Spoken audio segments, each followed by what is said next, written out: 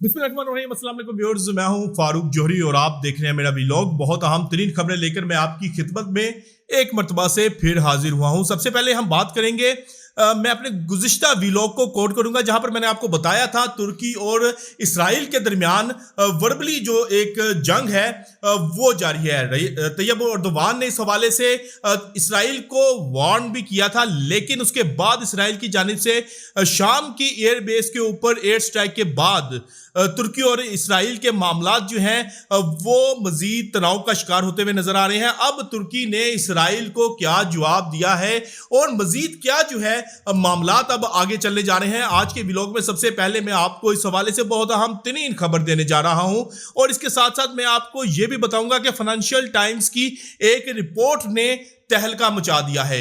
Iran के हवाले से यह रिपोर्ट किया गया है और कहा गया है कि ईरान अगर दोबारा से एक जंगी माहौल पैदा होता है या जंग का अगला दौर शुरू होता है तो ईरान यूरोप के ऊपर भी हमला कर सकता है। यूरोप के किन ममालिक को इस रिपोर्ट में कोट किया गया है, कुछ इस हवाले से भी आज के व्लॉग में बहुत अहम तरीन खबर दूंगा। और रूस की जानिब से यूक्रेन के ऊपर शदीद तरीन जो है वो हमला किया गया है। इस हमले के बाद की क्या सूरत हाल है, बहुत अहम तरीन मेरा व्लॉग है, आखिर तक मेरे व्लॉग को जरूर सुनिएगा। लेकिन तमाम खबरों की डिटेल में जाने से पहले फारूक जोहरी ऑफिशियल यूट्यूब चैनल को सब्सक्राइब करना ना भूलेगा और बेल आइकन का बटन प्रेस करना ना भूलेगा और कमेंट बॉक्स में अपनी आरा से हमें जरूर आगाह कीजिएगा कि आपने हमारे व्लॉग को कैसा पाया है। तो व्यूअर्स, भरते हैं पहले अपनी अहम तरीन स्टोरी की जानिब। मैं बात करूंगा शाम के ऊपर इसराइली हमले के बाद अब इस वक्त तुर्की और इसराइल के दरमियान क्या चल रहा है। गुज़िश्ता व्लॉग में मैंने आपको बताया था कि रजब एर्दोगान ने इसराइल को वार्न किया था कि अमन को हमारी कमज़ोरी ना समझा जाए। अमन को अगर जो ममालिक कमज़ोरी समझते हैं उनको मैं बता दूं कि अमन हमारी कमज़ोरी नहीं है। अगर हमारे ऊपर किसी ने मैली आंख उठाई तो उसको फिर भरपूर जवाब दिया जाएगा। अब इसराइल की जानिब से शुमाल मगरबी शाम में वाक़या अबुल ज़हूर एयर बेस पर एयर स्ट्राइक की गई।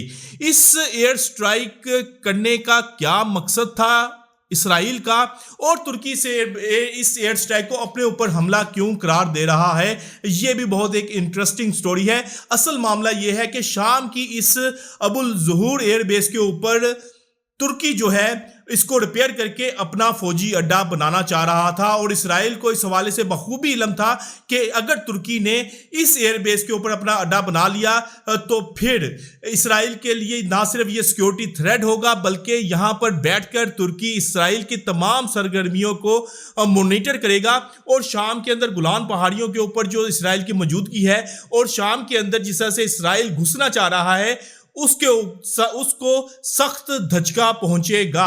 यही वजह है कि तुर्की ने इस एयरबेस बनाने का जब इंदिया दिया तो इसराइल ने फौरी तौर पर इस अबुल ज़हूर एयरबेस के ऊपर ना सिर्फ स्ट्राइक की बल्कि इसको मुकम्मल तौर पर तबाह करने की भी कोशिश की।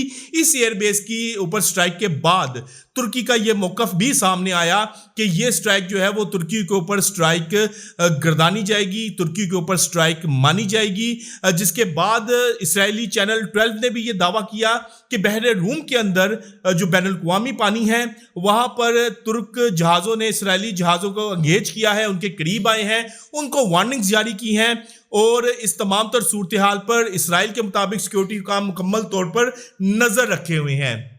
यानी कि ये तमाम मामला जो इस वक्त चल रहा है दोनों तरफ से इस वक्त तनाव जो है वो अपने अरूज पर जाता हुआ नजर आ रहा है। इसराइल ने एयर स्ट्राइक करके दो जो मामलात हैं, दो जो चीजें हैं उसको गेन करने की कोशिश की है। एक तो तुर्की को शाम से दूर रखने की कोशिश की है कि तुर्की शाम में आकर ना बैठ जाए।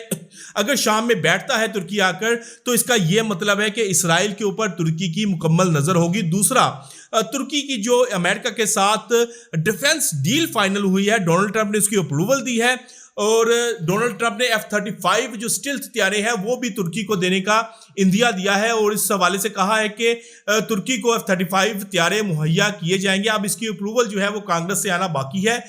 इसराइल की ख्वाहिश है कि किसी तरह ये डिफेंस डील भी जो है वो कैंसिल हो जाए और इसराइल ये समझता है कि अगर ये डिफेंस डील होती है F-35 तुर्की को मिलते हैं तो ये F-35 जो जदीद तरीन 5वीं नस्ल के लड़ाका तैयारे हैं ये इसराइल के खिलाफ भी इस्तेमाल हो सकते हैं।